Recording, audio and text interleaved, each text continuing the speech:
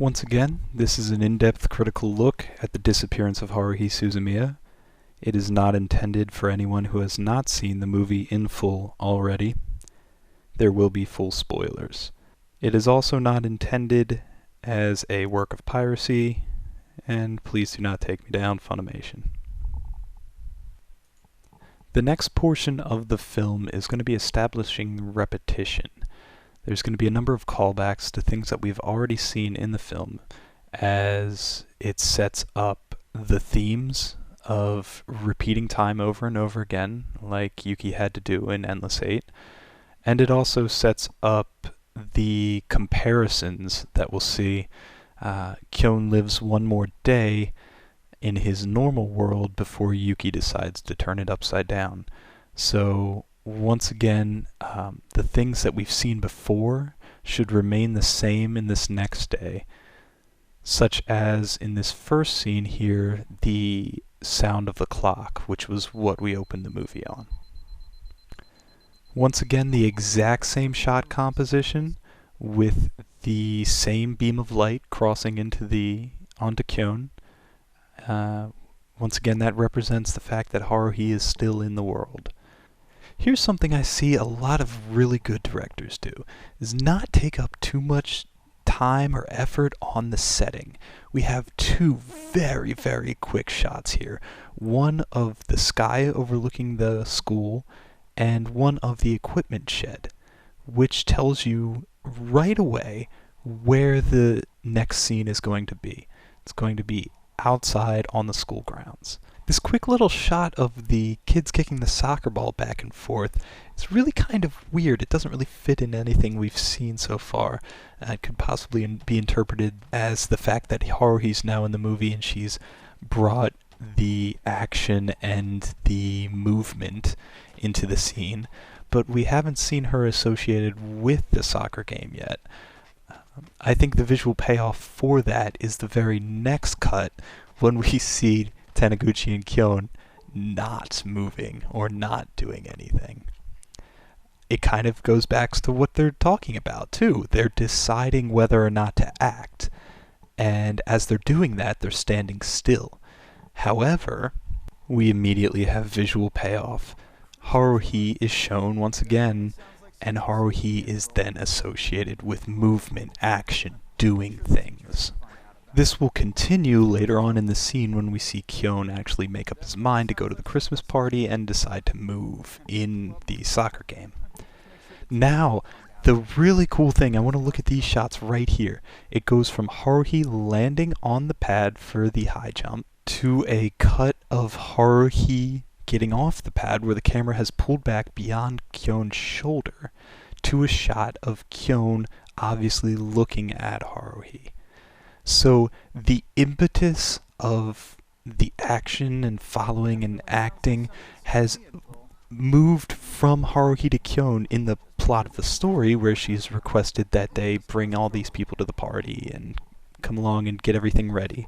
But also in this very scene, the associated movement, the associated doing things, which we just saw Haruhi do, has been passed by the director's use of the camera from Haruhi to Kyon. And once again here, with Taniguchi's admission that he has a date, there's some sort of goal, there's something he's going towards, something he's moving towards. And his visual design here, where he flings his arms around and makes these faces, a lot of movement, a lot of energy. And that contrasts with what we'll see from Taniguchi once the world is flipped upside down. Obviously, there's the fact that everyone's happy in this world with Haruhi.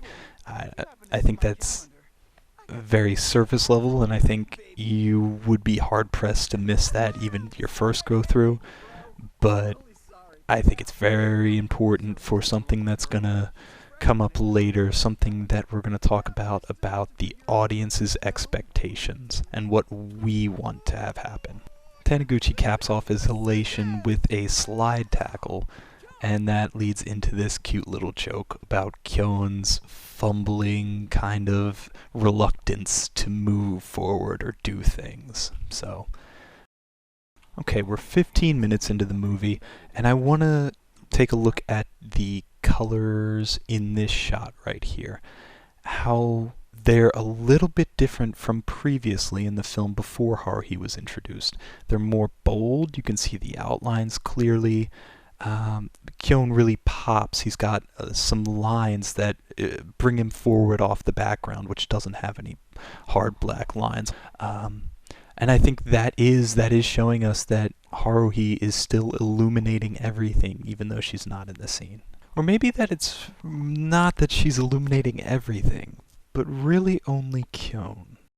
So this next part I'm not quite sure on. Kyon passes a flyer advertising a pure student life, and he turns his nose up and harumphs at it.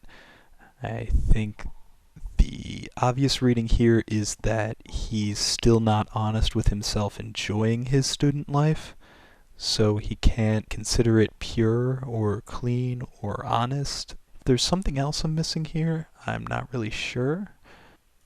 The only thing I can say is that the flyer is drawn with the same sort of bold outlines to pull it out from the background, so it would probably be most associated with Haruhi Suzumiya.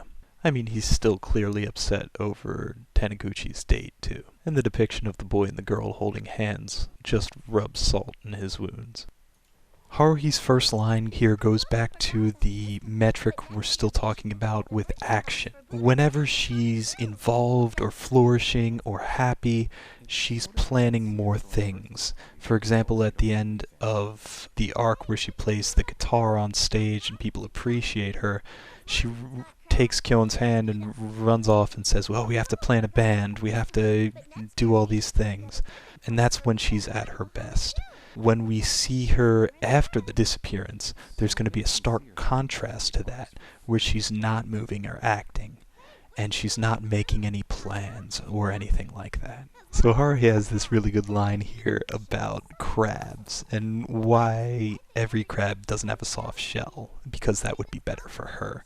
Once again, she believes the world revolves around her, and everything should accommodate her. Kyon's voice of reason there. Notice that he doesn't say it out loud. That one's not ambiguous.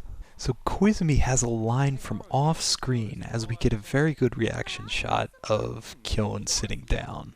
And this is a pretty interesting thing that the movie's doing here. Haruhi and Koizumi have a conversation while the camera is squarely focused at Kyon noticing Nagato. Now, that's obviously very important to the rest of the movie. But it's also unorthodox. Normally when a character's talking, you would show them on screen. A number of things that it does is, again, it puts us in the mindset of Kyon. What's relevant here is not what Haruhi and Koizumi are saying, or who's saying it, but instead what Kyon's noticing. Kyon's noticing Yuki making a snowflake. I mean, it's a visual symbol for the payoff in the final scene, certainly, where Kyon, amongst the snowflakes, does finally notice Yuki. But it's also setting things up. When it's revealed that Yuki is the cause of the disappearance, it feels obvious, or like the viewer was given some hints before now. And that's because they are. In this scene, we're given the hint that Yuki goes unnoticed. And what snaps Kyon back out of this reverie that he's in? It's Haruhi saying that they'll eat in the club, which is apparently taboo. I don't know. I ate at school plenty of times. But what's important here is that Haruhi, the eternally dominant, forceful one, overrides the look at Yuki, and the visual direction of that scene makes us notice the overriding of somebody looking at Yuki. And again, that's what this film is all about, and that's what's important for the climax and the plot of the film. I've always loved Haruhi as a character, and her line here about never drinking alcohol, swearing off her entire life, but then being so willing to break the law on the open flames in the school. For Haruhi, it's never about right or wrong or morals or anything like that. It's about control. And not control in some evil supervillain Precia Testarossa kind of way. It's more about control in, like, she doesn't want to allow herself to be someone she doesn't want to be. And that would be rule number one. If it doesn't agree with society, that's not a problem at all. But if she's not able to be who she is completely and fully, that's Haruhi's death knell. Okay, people, let's get crackin'. Decorating will help get us in the spirit. We're gonna make this party the best ever! I'm not going to talk a lot or much at all about the music in this movie, but it is very, very good, especially the slow piano in this scene. So Kyon has another bit of narration here, and I think it's really important to listen to it in full. For a prologue, that was way too long, I know. But you really can't call it anything else. Trust me on that. The story starts here. Actually, it starts tomorrow. Or maybe it started that night. Wait, maybe it started... whatever. The next day, December 18th, the wind blew down hard from the mountains, like it was trying to freeze everything in its path. Then something happened that pushed me down into a sea of despair, right down into the very pit of hell itself. Just giving you a heads up.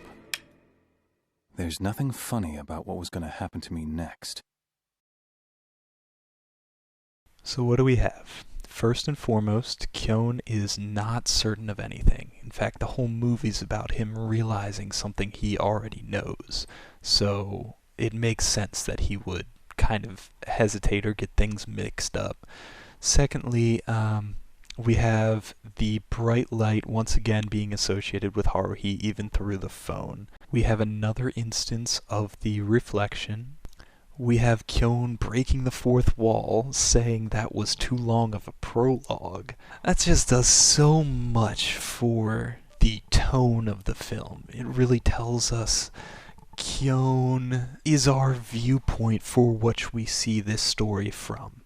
It reinforces that fact. I don't want to rule out any interpretations, but I think the only really valid way to look at this movie is from inside of Kyon and what is Kyon feeling.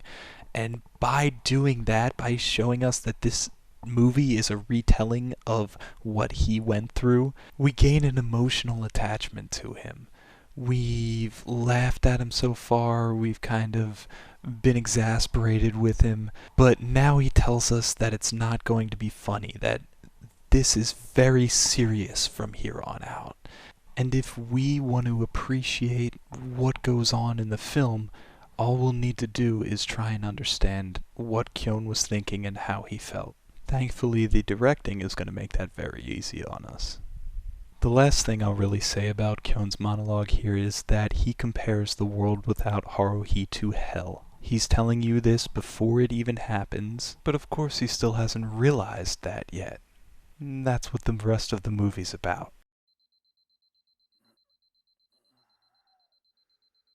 So here comes all the changes. For the third time in the film, we're woken up to Kyon's alarm clock, so we know it's still in the same world, in the same situation where he goes to school every day. However, the first and most obvious thing is there is no beam of light shining across his body from outside, whereas everything else in the shot composition is exactly the same. Also, there's no joke about him rolling out of bed and rolling back into his blanket. Once again, Haruhi Suzumiya is associated with all the comedy in the film.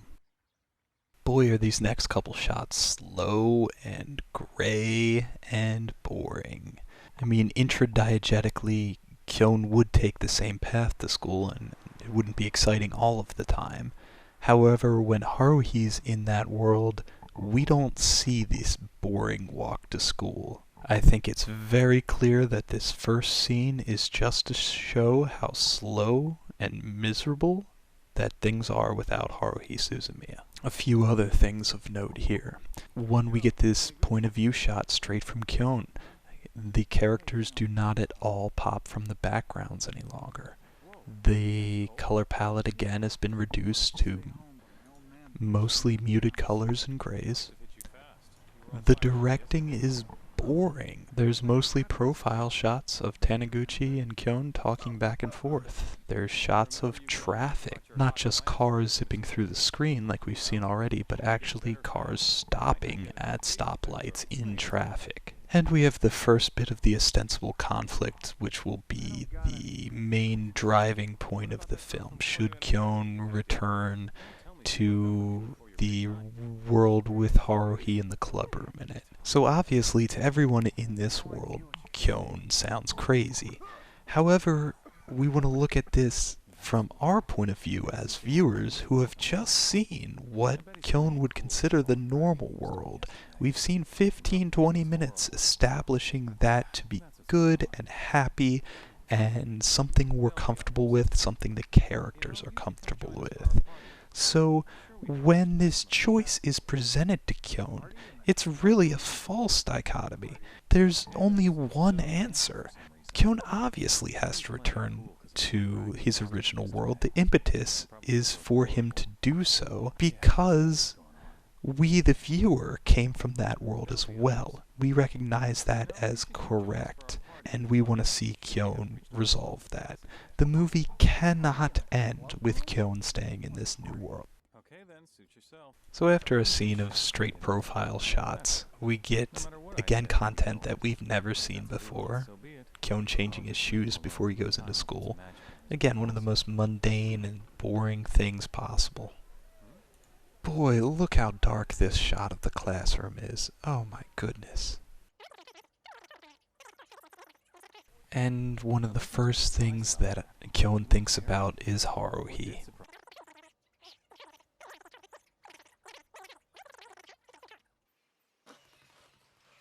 This shot right here is completely emblematic for what we're talking about with good directing, or show not tell directing. When Kyon opens the bag, we have a first-person point of view, straight looking at the inside of his bag in his science book. Then we're not told what's missing. We, like Kyon, have to think back about what should be in the bag. And a lot of first-time viewers might glance over that or not be following close enough to realize that it was the tinsel from last night.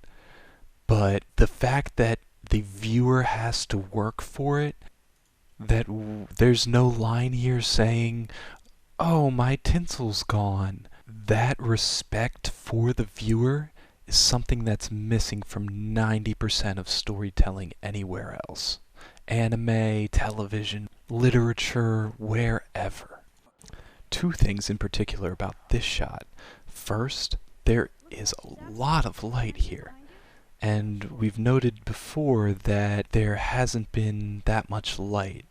Light is represented by Yuki or Haruhi, and it's coming from outside, out in the city.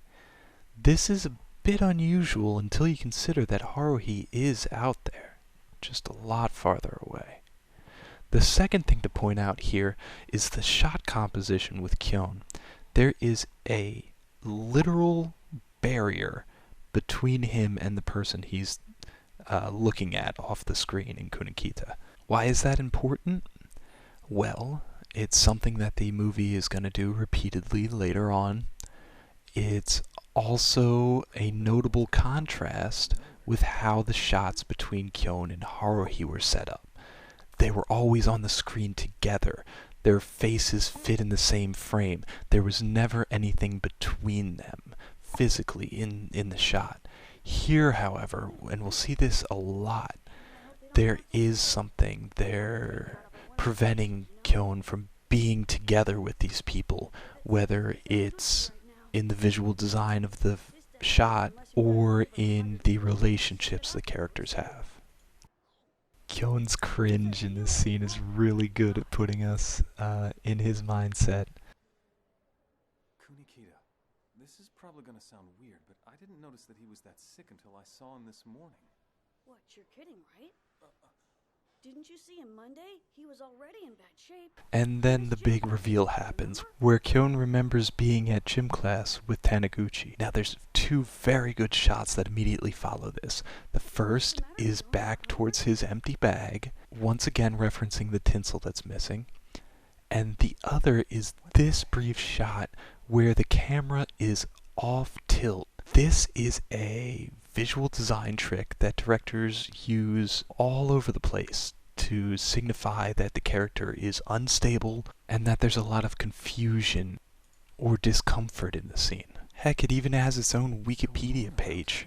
It's called the Dutch angle, and it's used a couple more times in the following scene too. Oh, this is a nice little shot that gets missed a lot. There's this quick cut to the library. Now, keep in mind this is Yuki's world, and it again holds some relevance for Yuki, especially considering the scene at the end of the movie. But this would not appear in Haruhi's version of the world before Yuki changed it, or at least in Haruhi's version of the movie before they changed it. And I think there's more to be said about this scene too. It sort of puts things in perspective. That it takes everything, these shoes being on the floor, the characters walking down the hall, it sort of zooms out the second Kyon realizes the world is messed up and not him. And it pulls out, it gives us this detached sense that, whoa, everything's wrong. By showing us these short little clips of other parts of the world. So then the music picks up, there's a shot of some feet, and the voice line.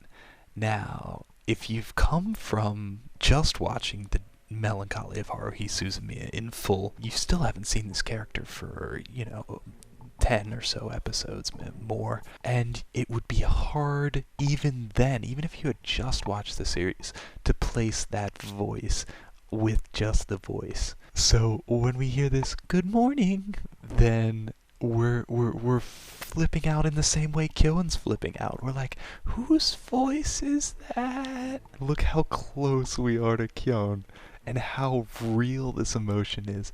When the camera zooms into somebody's faces, it's to elicit more emotion. And that's why a lot of reality shows will zoom in pretty close. But this is far and away the most intense the emotion is going to get in one moment in this show, and really as close as to the face as you can possibly get in an anime. And it's completely warranted, because at this second, when you're hearing it some more, you're like, it's not, Mikuru, it's not any of the other minor characters. And then you realize, about the same time Kyon realizes, that this is the character that tried to kill him in cold blood in season 1. Some more cute standard directing, not show the character's face in a big reveal, and the music again really picking up here. And there's the Dutch angle once again very quickly. There's some really good slow motion, and look at the design on Asakura. That she's wearing this bright red cloak. In the last scene we ever saw her in, she was coated in somebody's blood. Oh, look at this filter when we see Asakura's face for the first time. Now, what could this possibly mean? For me, I think because we're from Kyon's point of view in this shot, I think it's just the fact that he's about to pass out. I think that's exactly what we're supposed to take away from this, but I could see a number of different interpretations too.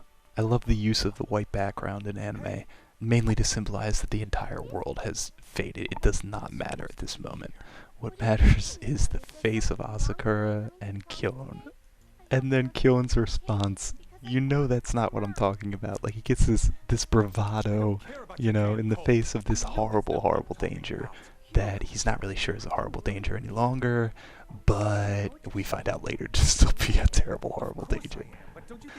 And the visual payoff from her reaching into her pocket for her handkerchief is such a subtle joke back to, well, not a joke, kind of a very serious, emotional moment for Kyon. It triggers him that last time he saw her do that, she pulled out a knife and stabbed him with it. More Dutch angles, more black and white color scheme. It's very stark, very hard, just like the moment. Asakura is always framed with the black of the classroom behind her, Kyon is framed with the white of the outside, and the light being outside, being Haruhi at his back. And in this scene, he defends her. He defends the light as well. Sort of one against the other, just from the way they're framed.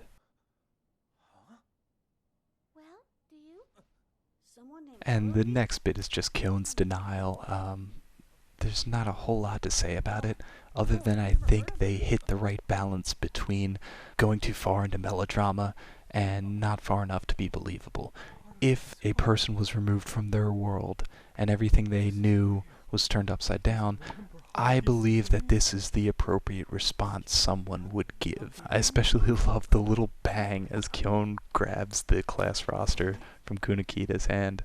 It's so clear what his emotion is and his panic here.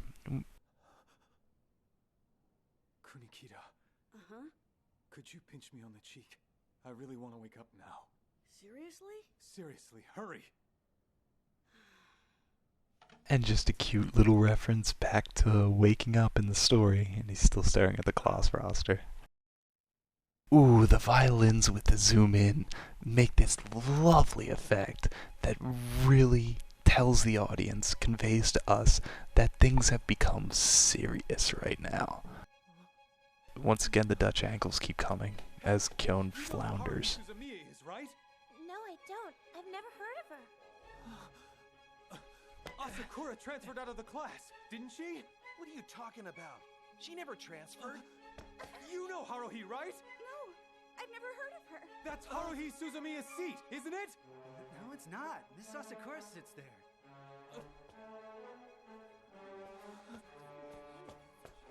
So this shot right here where the camera gets all blurry and we are very clearly inside the head of Kyon has a different narration on Kyon's voice. We have Kyon in the moment. He says, "Why is everybody staring?"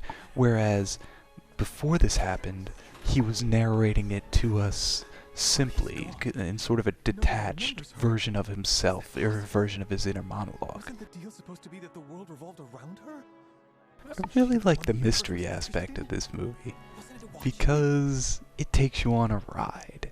Going back through it now, I mean, you can see there's tons of evidence pointing to Nagato to being the person to disrupt the world. It's not that much of a mystery, but watching this for the first time, you're swept away in Kyon's motivations and his desire to return home.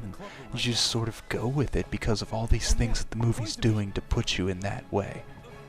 So, for your first run-through, this is actually a compelling mystery story. And of course, Kyon right here goes to Nagato. He doesn't go to Itsuki. He doesn't go to Mikuru. He goes straight for Nagato. Because what's her role been so far? It's been exposition dump ever since the first or second episode. That's all she's been good for. Well, I really like this shot where Kyon stumbles back down the hallway. Going back to our light, there is no light from the classroom. However, there is a softer light from the right side of the screen here. That's where the club room with Nagato is. There's absolutely no color whatsoever. Blues and grays, a little bit of white.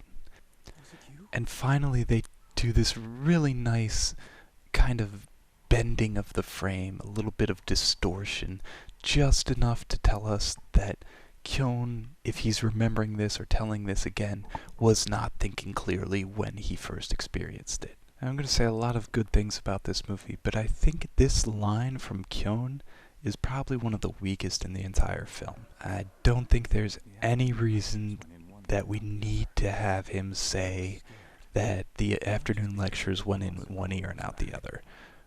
We can clearly see that, and we clearly know why Kyon's upset.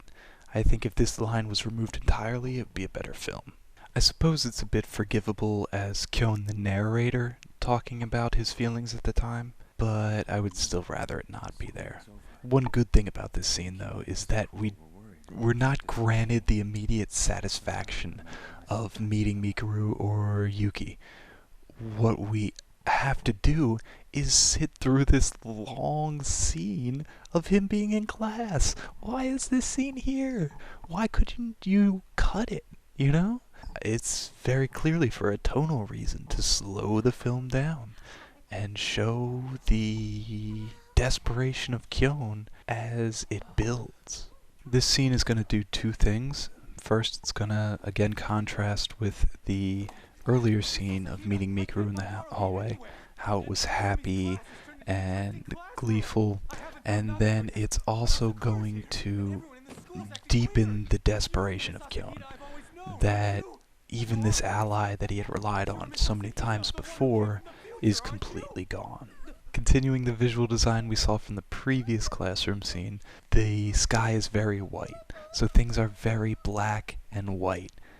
They're very contrasted here. It's either right or wrong. The biggest thing that lets us believe that this may work is that absolutely ridiculous scarf that she's wearing.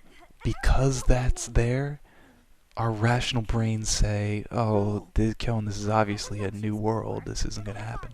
But because she's wearing that scarf, maybe she'll remember. And when they admit that they have no idea who he is, that Dutch angle comes back in.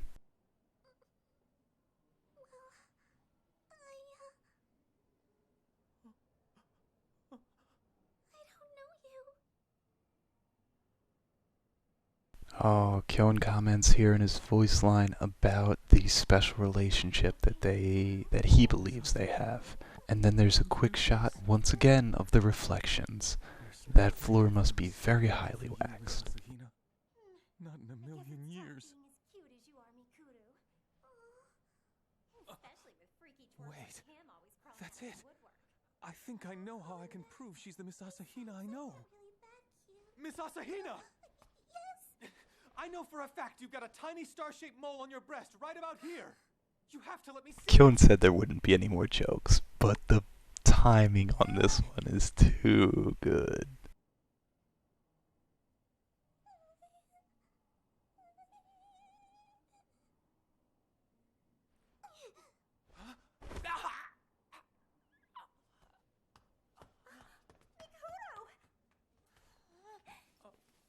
You've got a lot of nerve pulling stuff like that with her neuron. She freaks out super easy. And if you do something like that again, you're gonna have to face my wrath, got it? Wait up, Mikuru!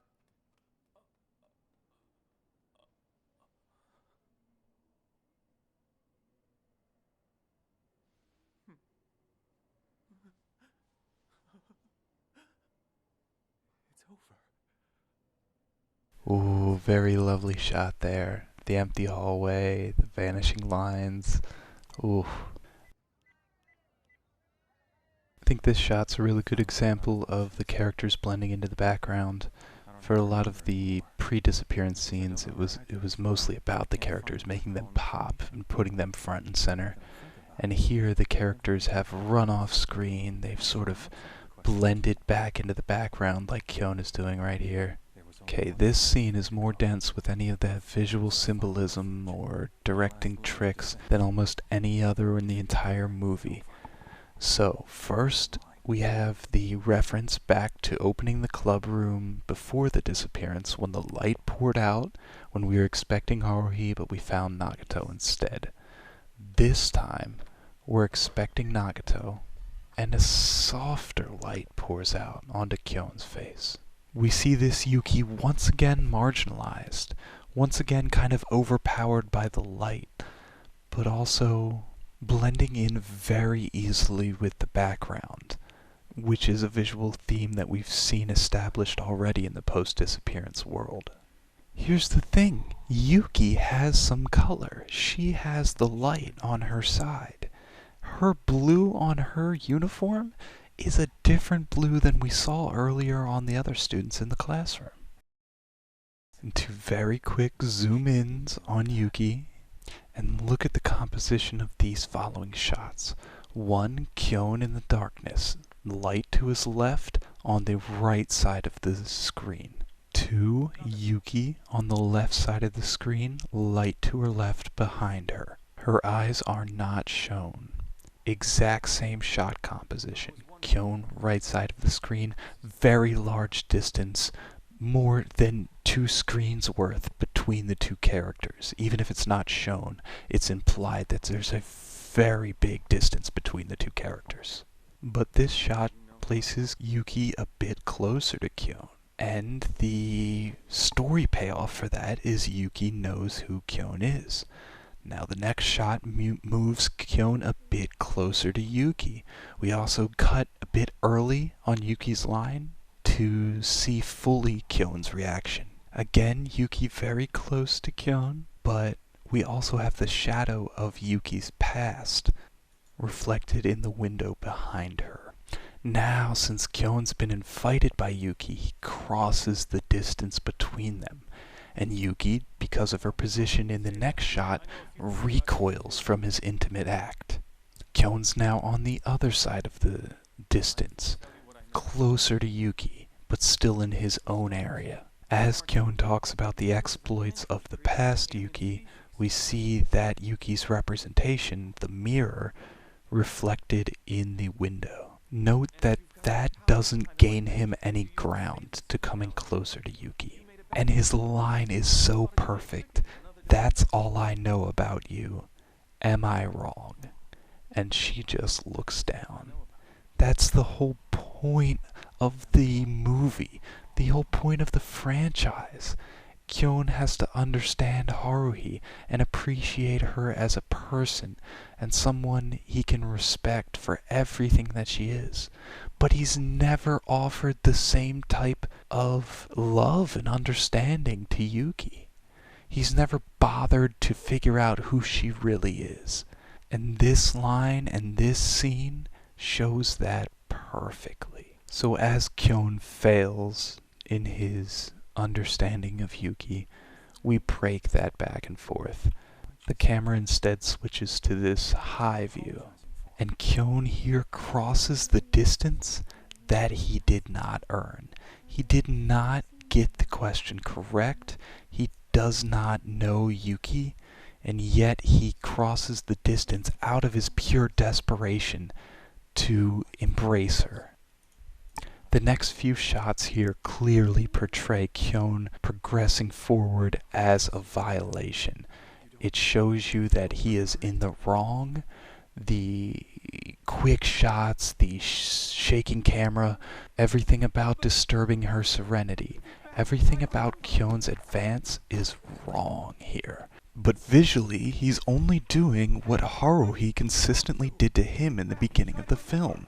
She constantly invaded his space, constantly advanced towards other characters, constantly did something.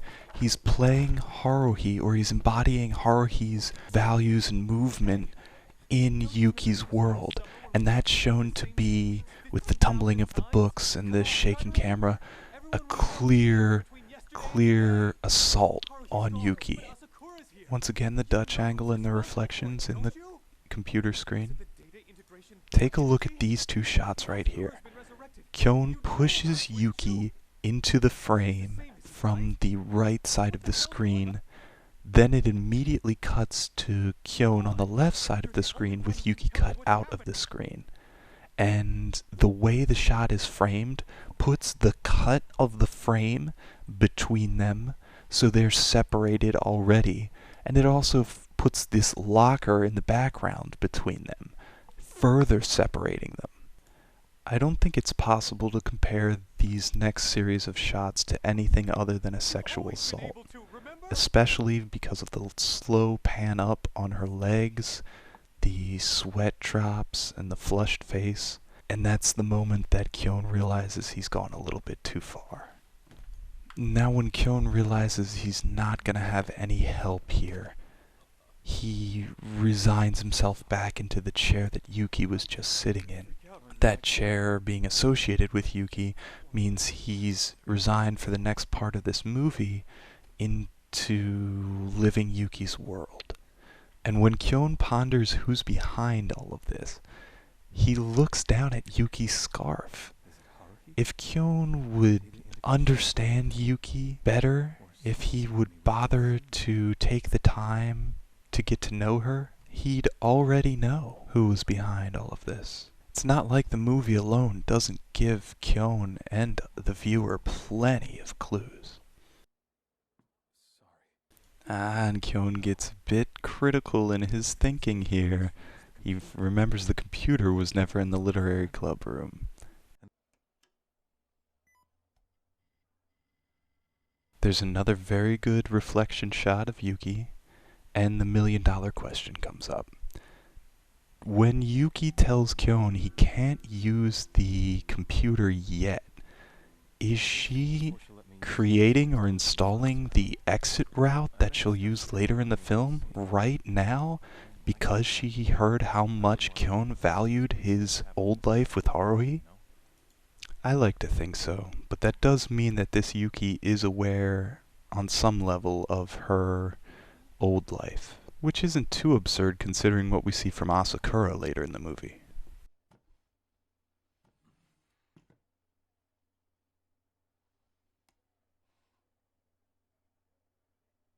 And that reflection shot is probably the most subtle thing in the entire film, that Kyon notices Yuki watching him on the computer. And here's the money shot for this scene. Why would Yuki, after being assaulted by Kyon, hand him an application form indicating that she wants to stay with him longer? Yuki understands who Kyon is. I don't believe her when she says she's never met him before in this world. She knows what type of person he is. Otherwise, she would never invite the person who was just so rude and aggressive towards her to join her club. Also, look at the lighting on this shot. For some reason, the sun just dipped below something to make it orangey and glowy in a way that it was absolutely not before. When we talk about Haruhi representing one type of light and Yuki the other, this is what we mean. Yuki has this glowing, soft feeling to her in all the scenes that she's in. Whereas Haruhi is bold and colorful, Yuki has a more subtle and diffused tone.